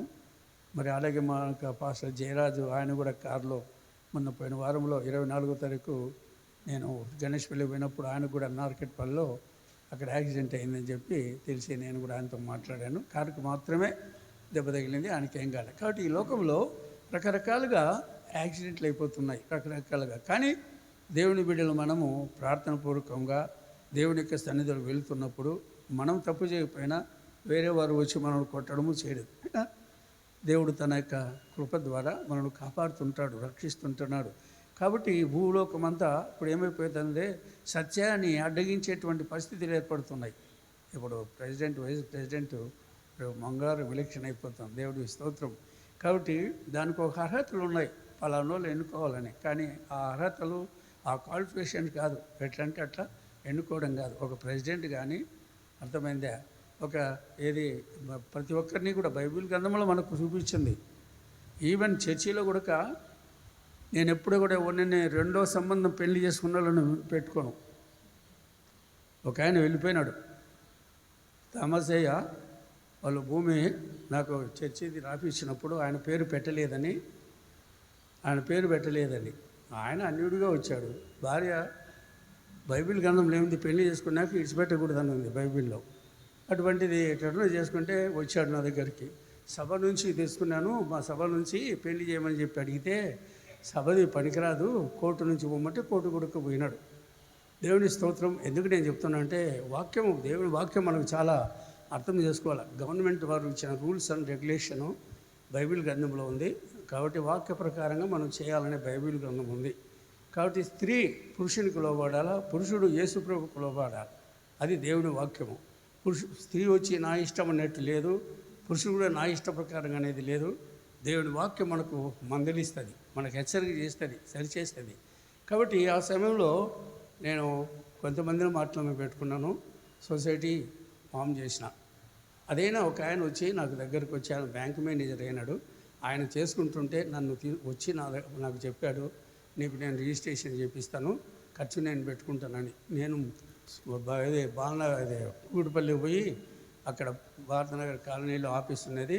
ఆయన నన్ను రమ్మని ఆయన ఇంటికి తీసుకుపోయి ఆయన నన్ను తీసుకొని పోయి 400 రూపాయలు చిల్లర ఎంత అవుతుంది సొసైటీ రిజిస్ట్రేషన్ చేయించాడు. ఎందుకంటే రాబోయే కాలంలో ఎట్లన్నా అవుతుంది అని చెప్పి. ఏమైనా అంత మునిపే నాకు ఒక లెక్చరర్, ఆయన కూడా నా సంస్థలో నీ పేరు పెట్టుకుంటానులే, నువ్వేం కాదు అని చెప్పి ఆయన సంస్థ మీద నాకు మ్యారేజ్ లైసెన్స్ ఇచ్చాడు. నేను ఆయన దగ్గరికి వెళ్ళి ఆయనే బోయినపల్లి బస్ స్టాప్ దగ్గర నిలుకుంటే వచ్చి ఆపి నన్ను కూర్చోబెట్టుకుని ఇంటికి తీసుకుపోయి చేశాడు. పేర్లు కూడా చెప్పాల్సిన పని లేదు. కానీ ఎందుకు చెప్తున్నా అంటే దేవుడి యొక్క కృప వలన దేవుడు కలుగుతున్నటువంటి పరిస్థితుల్లో దేవుడు మనం ఏర్పాటు చేసినప్పుడు అన్నీ స్టెప్ బై స్టెప్, ఒకటిపై పైకి వెళ్ళలేము. స్టెప్ బై స్టెప్ విశ్వాస జీవితంలో స్త్రీ అయినా పురుషుడైనా ఎవరైనా మన స్వబుద్ధిని స్వనీతినిత కాదు. కాబట్టి బైబిల్ గ్రంథంలో వాక్యానుసారంగా ఏకపత్ని పురుషుడు అంటున్నాడు. అర్థమైందా? కాబట్టి తీతువుకు రాసిన పత్రిక చదువుకోండి ఎవరైనా, అర్థమైందా? కాబట్టి ఆ కుటుంబమును కూడా పరిపాలన సరిగ్గా చేసే వాళ్ళుగా చర్చ్ మెంబర్లు పెట్టుకోవాలంటారు. బైబిల్ గ్రంథంలో. కాబట్టి ఆ ప్రకారంగా ఉంటేనే. కాబట్టి సేవ కూడా రెండో సంబంధం మూడో సంబంధం చేసుకొని సేవ చేయకూడదని కూడా ఉంది. తర్వాత యాజకులు అనేవాళ్ళు కన్యకనే పెళ్లి చేసుకోవాలని ఉంది. అట్లా చాలా స్ట్రిక్ట్గా ఉన్నాయి బైబిల్ గ్రంథంలో. అవి సరిగా పాటించలేవు. మనం ఇప్పుడు ఈ మధ్య ఒక ఆయన ప్రొఫెసర్ గవర్నమెంట్ కాలేజీలలో ఆయన ప్రొఫెసర్గా పనిచేసి 15th ఆగస్ట్ పాపం ఈవినింగ్ టైంలో హార్ట్ అటాక్ చనిపోయాడు. ఆయన చాలా స్ట్రిక్ట్గా చెబుతుంటాడు, చాలా చాలా చాలా స్ట్రిక్ట్గా బాగా వాక్యాన్ని. నేను ఆయన చనిపోయిన తర్వాత ఆయన గురించి తెలుస్తుంది, కానీ ఆయన కూడా కడప ఆయనే. ఇప్పుడు మా పాస్టర్ అమ్మకు ఆపరేషన్ చేసిన ఆయన విశ్వనాథన్ అనేట ఆయన మా కడప ఆయనే, చాలా ఫేమస్ కంటి ఆపరేషన్.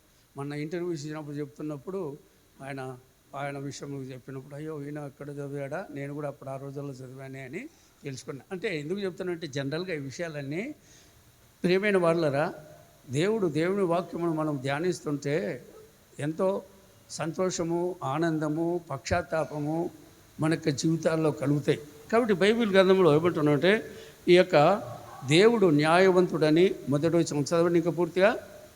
దుర్నీతి చేత సత్యమును అడ్డగించు మనుష్యుల యొక్క సమస్త భక్తిహీనత మీదను దుర్నీతి మీదను దేవుని కోపము పరలోకము నుండి బయలుపరచబడుచున్నది. కాబట్టి ఇప్పుడు అంతా బయలుపరుస్తుంది. అక్కడక్కడ మనం విన్నారు కదా, దేవుని స్తోత్రం. ఏది లాస్ ఏంజెల్లో అంటే కాలిఫోర్నియాలో జరిగినది, అక్కడక్కడ జరుగుతున్న విషయాలన్నీ మనం చూస్తున్నాం. ప్రపంచంలో రష్యాలో కూడా భూకంపం జరిగింది భయంకరంగా.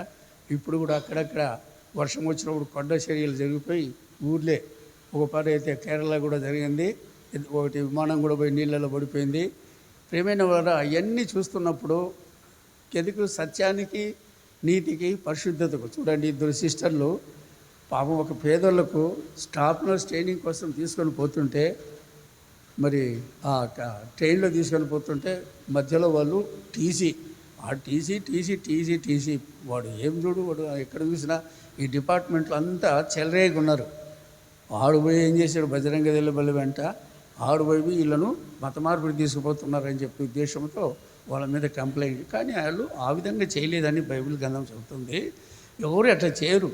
పేదలను, బీదలను దేవుడు యేసుక్రీస్తు ప్రభు ఈ లోకంలోకి వచ్చి 41వ కీర్తనలు ఏమంటాడు? 41వ కీర్తన చదవండి త్వరగా.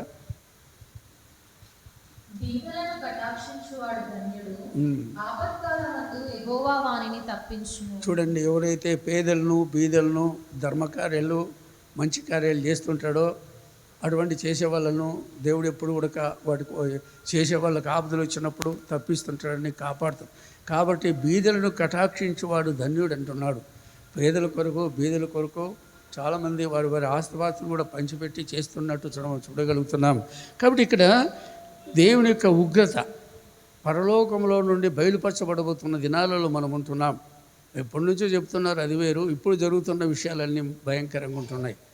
కాబట్టి ప్రియమైన వాళ్ళరా, ఆ పరలోకం నుండి ఈ ఉగ్రత అనేది ఫస్ట్ వచనంలో ఆయన పరిశుద్ధుడు, న్యాయవంతుడైన దేవుడు ఈ పాపానికి, ఇక చెడు పట్ల ఆయన ఒక వైఖరి కలిగి ఉన్నాడు.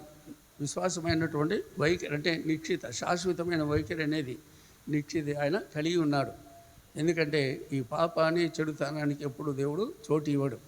నేను ఎప్పుడు ఖండించమంటున్నాడు, బుద్ధి చెప్పమంటున్నాడు, సరిచేయమంటున్నాడు. మనుషులను ప్రేమిస్తున్నాడు. మనుషుల్లో హృదయాలు ఉన్న చెడుతనాన్ని మాత్రము దాన్ని ఖండించి సరిచేసి చక్క చేసుకోవాలని దేవుని వాక్యము చెలవిస్తున్నది.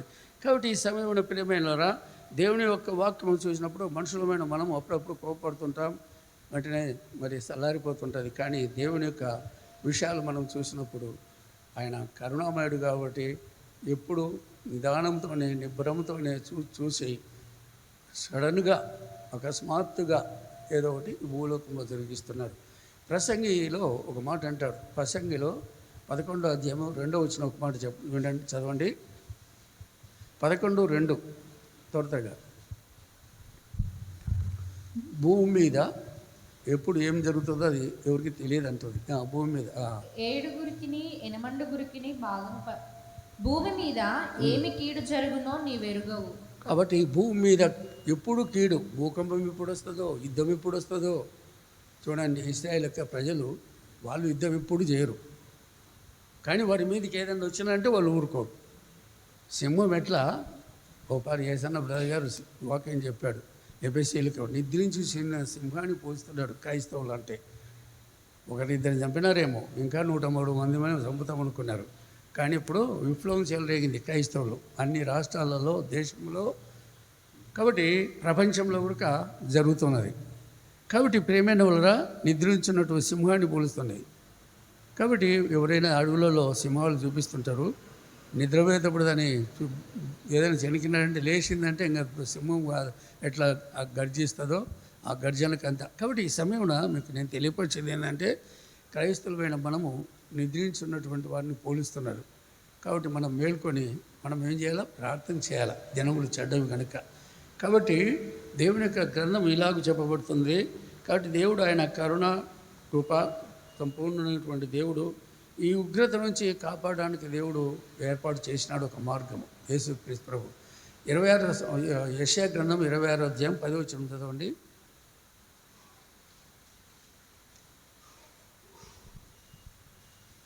దుష్టులకు దయ చూపినను వారు నీతిని నేర్చుకొనరు. వారు ధర్మక్షేత్రములో నివసించినను యెహోవా మహాత్యము ఆలోచింపక అన్యాయము చేయుదురు. చూడండి, మందిరాల్లో వస్తూ దేవుని వాక్యం వింటూ కూడా కొంత చెడు తలంపులు ఉన్నోళ్ళు, పాపం చేసేవాళ్ళు లోబడకపోతుంటున్నారు. కాబట్టి వారు ఉగ్రత పాలైపోతారు. ఇప్పుడు ఒకరి కీడుకు నష్టానికి మరి పాడైపోవడానికి అవకాశం ఉంది. అందుకని ఇక్కడ దేవుని వాక్యం యెషయా గ్రంథం 55వ అధ్యాయంలో 11వ వచనంలో ఒక మాట అంటాడు. 55:11 చూడండి, 10:11. వర్షమును హిమమును ఆకాశము నుండి వచ్చి అక్కడికి ఎలాగు మరలక భూమిని తడిపి విత్తువానికి విత్తనమును భుజించువానికి ఆహారమును కలుగుటకై అది చిగిర్చి వర్ధిల్లునట్లు చేయును, అలాగే నా నోటి నుండి వచ్చు వచనమును ఉండును. నిష్ఫలముగా నా యొద్దకు మరలక అది నాకు అనుకూలమైన దాని నెరవేర్చును. నేను పంపిన కార్యమును సఫలము చేయును. దేవుడి స్తోత్రం. ఇప్పుడు మా చిన్న కుమారుడు ఉపవాసం ఉండి దేవుని యొక్క సన్నిధిలో ప్రార్థన పూర్వకంగా ఈ ఆదివారం రోజుకు సిద్ధపడుతుంటున్నాడు. అందుకే నేను ఈ మధ్య ఎక్కువగా నేను కూడా సిద్ధపాటు అనేది అంటే నేను 5 గంటలకి లేస్తా, 4 గంటలకు లేస్తా. దేవుని స్తోత్రం. ఫస్ట్ 5 అధ్యాయాలు చదివిందానా నేను ఉండను. ప్రతిరోజు నేను రాసుకుంటా డైలీ, మీకు ప్రతిరోజు ఎప్పుడప్పుడు చూపిస్తూనే ఉంటా. ఈరోజు కూడా రాసింది, అట్లే టెలివిజనల్ బుక్ కూడా నేను చదువుతా. కొన్ని అది చదివిందానా ముందు నేను టిఫిన్ చేయను. దేవుని వాక్యం చదువుకోకుండా పొద్దున్నే ఉదయం పూట ఎప్పుడు ఏ టైంలో నేను పండుకున్నా తెల్లవారుజామునే లేస్తా. అర్థమైందా? అలాగే స్త్రీలు అనేవాళ్ళు చాలామంది మరి ఎన్ని గంటలకు లేస్తున్నారో మాకు తెలియదు. ఎన్ని గంటలకు లేయాలనేది బైబిల్లో స్త్రీలే కాదు పురుషులు కూడా ఎన్ని గంటలకు లేయాలా? నేను అప్పుడప్పుడు రాజుగారి దగ్గరికి పోయాలకు 7-8 గంటలకే భోజనం చేసేవాళ్ళు, పండుకునేవాళ్ళు. 8:30-9 పండుకొని ఉంటారు ఈ తోటలో ఉన్నప్పుడు. మళ్ళీ పెందెలకనే లేస్తారు, పెందెలకనే పండుకుంటారు. అర్థమైందా? చాలా పెందెలకడనే వాళ్ళు పెందెలకడనే అన్నమాట తినేది అలవాటు. పెందెలకడనే మళ్ళీ నిద్రపోతారు, మళ్ళీ ఉదయకాలం లేస్తారు.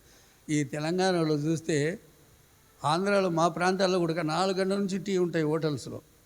ఈ హైదరాబాద్లో అల్పా హోటల్ దగ్గర కూడా హోటల్ తెరవరు. సికింద్రాబాద్ హోటల్ ఉంది కదా, 6 గంటలకు ఛాయ్ తాగడానికి కూడా తిరగరు వాళ్ళు. చేటుగా 7 గంటలకు ఛాయ్ పెడతారు. నేను 4 గంటలకల్లా గుమ్మడిదల నుంచి పోతే అక్కడ ఛాయ్ తాగదామని పోతే హోటలే తీర్చింటారు. అంటే ఒక్కొక్క ప్రాంతంలో ఒక్కొక్క చెప్తున్నాను. కానీ బైబిల్ గ్రంథంలో మనకేముందంటే తెల్లవారుజామునే యేసుక్రీస్తు ప్రభు మార్క్స్ వార్త 1వ అధ్యాయం 35, నేను జనరల్గా మాట్లాడుతున్నా, 1వ అధ్యాయం 35 వచనం చదవండి. 1వ అధ్యాయం 35 వచనం. ఆయన పెందలకడనే లేచి ఇంకనూ చాలా చీకటి ఉండగానే బయలుదేరి, చూడు, చాలా చీకటిగా ఉండగానే బయలుదేరి అరణ్య ప్రదేశమునకు వెళ్ళి అక్కడ ప్రార్థన చేయుచుండెను. చూడండి, దేవుడు యేసుక్రీస్తు వారు ఈ లోకంలో ఉన్నప్పుడు పెందలకడని లేచి ప్రార్థన. కాబట్టి మనకు దీని జీవితంలో ప్రార్థన ఎక్కడ పోతున్న ఆపదలు తొందరలు చాలా కలుగుతున్నాయి. కాబట్టి ఆ ప్రార్థన అనేది మనకు ఎప్పుడు కూడా తన దూతను కావులించి కాపాడి రక్షిస్తూ ఉంటుంది. అందుకొరకు ప్రతిరోజు మనము వాక్యము, ఈ వాక్యము నిష్ప్రయోజనం కాదు. ఇప్పుడు ప్రకటించేది చెబుతున్న వాక్యము వింటే, అది అనుసరిస్తే అది ఫలితం ఉంటుంది. అనుసరించకపోతే లాభం లేదు. నువ్వు చెప్పుకుంటా పో, మేము చేసుకుంటా పోతుంటామంటే లాభం లేదు. కాబట్టి బల్ల ఆరాధనకు వచ్చినప్పుడు చూడండి, ఓషియా గ్రంథం 11వ అధ్యాయంలో 9వ వచనం అనుకుంటా, 11:9 చూడండి. నా ఉగ్రతాగ్నిని బట్టి నాకు కలిగిన యోచనను నేను నెరవేర్చను, నేను మరలా ఎఫ్రాయిమును లయపరచను. కాబట్టి ఉగ్రత అనేది ఒకరోజు తప్పకుండా వస్తుందంట. రోమాపత్రిక 2వ అధ్యాయం 5వ వచనం కూడా చదవండి. అంటే ఒక దినం రాబోతుంది, దేవుని యొక్క మహా రాకడ అనేది త్వరలోనే సంభవించబోతుంది. ఎందుకంటే ఇశ్రాయేల్ ప్రజల పట్ల జరుగుతున్నవన్నీ అక్షితార్థంగా నెరవేరుతున్నాయి. నీ కాఠిన్యమును మార్పు పొందని నీ హృదయమును అనుసరించి ఉగ్రత దినమందు, అనగా దేవుని న్యాయమైన తీర్పు బయలుపరచబడు దినమందు నీకు నీవే ఉగ్రతను సమకూర్చుకొనుచున్నావు. ఈ ఉగ్రత, కాబట్టి ఈ ఉగ్రతలోంచి తప్పించుకోవడానికి దేవుడు మార్గం ఏర్పాటు చేశాడు. ఆ మార్గం ఏంది? యేసు ప్రభు యొక్క మార్గము సత్యమైనది. కాబట్టి ఆ మార్గంలోకి వచ్చి మనం ఆయన నమ్మినప్పుడు, విశ్వసించినప్పుడు, ఆయన మన కొరకు మరణించినాడని, ఆయన దెబ్బలు తిన్నాడని, పాతిపెట్టబడి లేచాడు. కాబట్టి ఆయన నమ్ముట ద్వారా, విశ్వసించడం ద్వారా, ఆయన వాక్యమును పఠించడం ద్వారా, ఆయన రక్తంలో మనం కడగబడటం ద్వారా, వాక్యమును మనం అనుసరించడం వలన ఆయన నామమును పరిశుద్ధమైనది. కాబట్టి మనము కూడా పరిశుద్ధంగా ఉండేటట్టు చేస్తుంది. అందరూ సినిమాలు చూసిన వాళ్ళమే, అదే తాగుళ్ళు, రకరకాలుగా ఈ చెడు అలవాట్లు మనకు కూడా కలిగినాయి. కానీ యేసుక్రీస్తు దగ్గరికి వచ్చినప్పుడు ఇప్పుడు చాలామంది మార్పు పొందుతున్నారు. ఎందుకంటే అంత్యకాలం కాబట్టి యేసు ప్రభు అందరికీ ప్రభువు కాబట్టి, అపొస్తలుల కార్యం 10:36 అంటాడు కదా. కాబట్టి ఈ వాక్యాలన్నీ చాలా ఉన్నాయి. అందుకే ఇప్పుడు ఈ రోజుల్లో అనేక రకాలుగా మరి దేవుడి చిత్తాన్ని తెలుసుకొని నమ్ముకుంటున్నట్టు చూడగలుగుతున్నాం. కాబట్టి ఈ సమయం మన ప్రియమైన వారా, మనం బల్ల ఆరాధనకు వచ్చినప్పుడు పవిత్రంగా, పరిశుద్ధంగా, యథార్థంగా, ఆత్మీయంగా జీవించడానికి మనుషులమే, బలహీనులమే. కానీ దేవుని దగ్గర మనం ప్రార్థించినప్పుడు మనకు ఒక నూతన హృదయం, నూతన స్వభావం వచ్చినప్పుడల్లా దేవుడు తన కృప, తన సన్నిధి మనకు తోడుగా ఉంచి సాయం చేస్తారు. ఈ మధ్య నేను వింటున్నా కొన్ని వాక్యాలు బాగా వింటున్నప్పుడు నాకు కూడా ఈ నినివే పట్టణంలో ఇది ఇరాక్లో ఒక పెద్ద శాస్త్రవేత్త అంట ఆ నినివే పట్టణాన్ని 3 రోజులు తిరిగేటువంటిదంట. అయితే దాన్ని పరిశోధించడానికి ఆ తవ్వకాలు జరిగించారంట. తవ్వకాలు జరిగిస్తే ఒక ప్రహరీ గోడ చుట్టూ ఆ నినివే పట్టణం అంతా దొరికిందంట. అది 30 అడుగుల వెడల్పంట, 77 అడుగుల ఎత్తుందంట. అలాగ దిట్టంగా ఉంది అని యేసుక్రీస్తు ప్రభు ఆయన ఈ లోకానికి రాలేదు, చనిపోలేదు అని ఒక రుజువు చేద్దామని చెప్పి పరిశోధనలు పెట్టాడంట. కానీ అది చూసి ఆయన కూడా మార్పు పొందాడు. అట్లే చంద్రమండలానికి పోయినైనా కూడా మార్పు ఉంది. ఇక్కడ మన ఎస్పీ చర్చి దగ్గర మీటింగ్ పెట్టినప్పుడు నేను కూడా పోయి అటెండ్ అయినా. చాలా రకరకాలుగా రష్యాలో రిచర్డ్ ఉమ్రాన్ అంటే ఆయన జైల్లో వేసి ఆయన నీళ్లు లేక యూరిన్ కూడా అట్లా తాగేటట్టు చేసినాడు. ఆయన వచ్చి సాక్ష్యం ఉన్నప్పుడు మేము కూడా పోయి పాల్గొన్నాం మెథడిస్ట్ చర్చిలో. కాబట్టి ఈ రుజువులు అంటే సత్యానికి ఈ లోకంలో ఆయన నమ్మిన వాళ్ళు పేదరు రాష్ట్ర పత్రికలో మొదటి పేతురంతా శ్రమల గురించి చెప్తుంది. రెండవది గురించి చూస్తే మనము దేవుని యొక్క వాక్యాలలో మనలో వచ్చేటువంటి లోటుపాట్ల గురించి కూడా తెలియపరుస్తున్నాడు, చూడగలుగుతున్నాం. కాబట్టి బల్ల ఆరాధనకు వస్తున్నప్పుడు మనం ప్రార్థనపూర్వకంగా దేవుని యొక్క సన్నిధికి వచ్చినప్పుడు ప్రతి వారికి ఆయన మేలు చేయుటకు ప్రయోజనకరంగా ఉండేటట్టు చేసే దేవుడు. అందరం ఒకరు దేవునికి స్తోత్రం చెప్దాం. యేసు నామములో స్వస్థత కలుగునుగాక, విడుదల కలుగునుగాక, దేవుని చిత్తం మీ జీవితంలో నెరవేరునుగాక. ప్రతి విధమైన పిరికి ఆత్మ దేవుడు ఇవ్వలేదు మనకు, ధైర్యము గల నిబ్బరం గల ఆత్మ ఇచ్చినాడు. దేవుని యొక్క పునరుద్ధాన శక్తి, పరిశుద్ధాత్మ యొక్క శక్తి ఇప్పుడే మీరు పొందేదరుగాక. ఇప్పుడే మీరు పొందుతున్నారు. Thank you Jesus. దేవుని యొక్క శక్తి ఒక నిరీక్షణలోనికి దేవుడు నడిపిస్తూ ఉన్నాడు. యలాబా సాతికా దాలాబాదారా కీరాబా సాతాదారా, బాడీలో ఎవ్రీ ఇన్ఫెక్షన్ ఇప్పుడే స్వస్థత కలుగునుగాక. నిశ్చయముగా నువ్వు పొందిన దెబ్బల చేత ప్రభువా మాకు స్వస్థత నొంది ఉన్నాము తండ్రి. ఎటువంటి రోగమున నీ హస్తం ఇప్పుడే తాకి సంపూర్ణమైన స్వస్థత కలుగునుగాక, సంపూర్ణమైన విడుదల అవుదుగాక అని ప్రార్థిస్తున్నాము తండ్రి. యేసు రాజా, థ్యాంక్ యూ లార్డ్. ఫలభరితముగా ఉండునుగాక ప్రభా. ఇంతవరకు మాకు తోడుగున్నావు, ఇంకనూ మాకు తోడుగా ఉంటావు.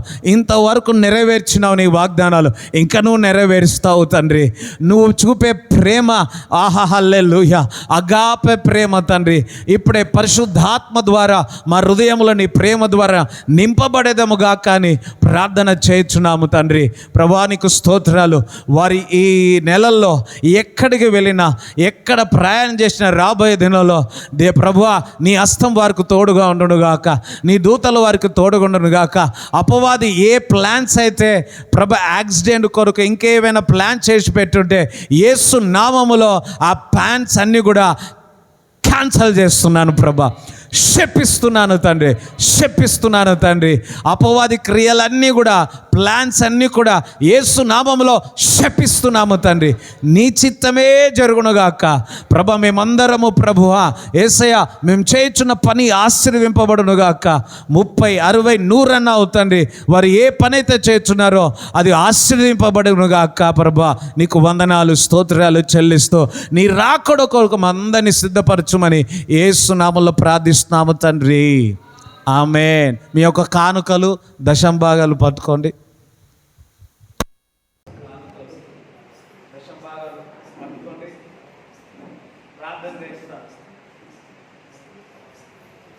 ప్రభువానికి వందనాలు, స్తోత్రాలు చెల్లిస్తున్నాను. మరి ఈ సమయంలో ప్రభువా వారు విత్తుతున్న విత్తనము తండ్రి, కానుకలు, అదే విధముగా దశంభాగము ప్రభువా పట్టదారుని విస్తారమైన ఆశీర్వాదాలతో వారు నింపబడెదరుగాక. ఆమేన్. తండ్రి యొక్క ప్రేమ, కుమారు యొక్క కృప, పరిశుద్ధాత్మ సావాసం ఈ కూడి వచ్చిన వారందరికీ దేవుడు తోడుకొని నడిపించునుగాక. యేసు రక్తమే చే, యేసు రక్తమే చే, యేసు నామములో సంపూర్ణ విజయం కలుగుగాక. ఆమేన్.